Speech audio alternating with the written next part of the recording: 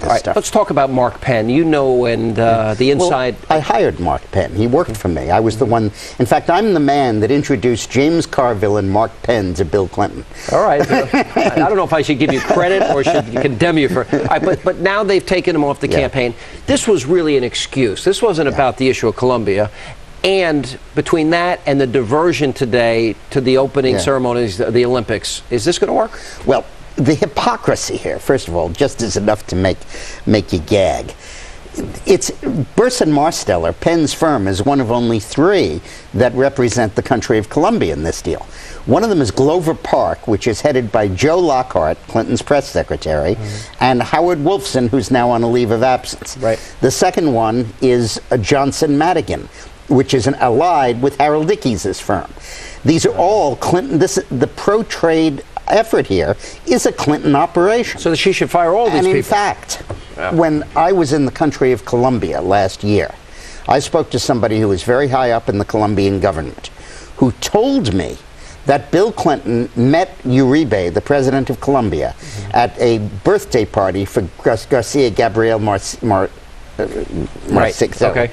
And that they talked about the free trade deal, and that Bill Clinton picked up the phone and called a prominent U.S. congressman asking him for his support of the deal. And 2 weeks after the meeting, he fires the Republicans who are lobbying for the deal, and Uribe hires the 3 Clinton operations. Now, let me ask you about So for Clinton to say he's shocked that there's lobbying going on for Colombia is ridiculous. By the way, does McCain have a lobbying problem? Oh, He wants campaign finance reform. He's got lobbyists working at his campaign. Both the Clinton campaign and the McCain campaign are saturated with lobbyists. The only guy's campaign that's clean here, that has no lobbyists, is Obama. And McCain is selling himself as a reformer. And that's because nobody thought that Obama could win, so none of the lobbyists got key jobs with him. So this is going to be a campaign issue in the general election for John McCain.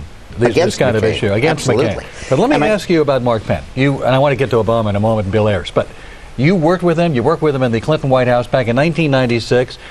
Largely responsible for the turnaround in his popularity, the triangulation. Was that Penn? Was that you? Was that the 2 of you together? No. And what was that dynamic like? Triangulation was mine, and Clinton and I had worked it out before we brought Mark Penn in. We brought Mark in only in the last year, 96. If Mark worked on a newspaper, he'd be a features editor, not the main news editor. So when it came to the main strategy, it wasn't his. But he had terribly helpful insights, like to talk optimistically about the economy or family values as an issue. And that stuff was very useful.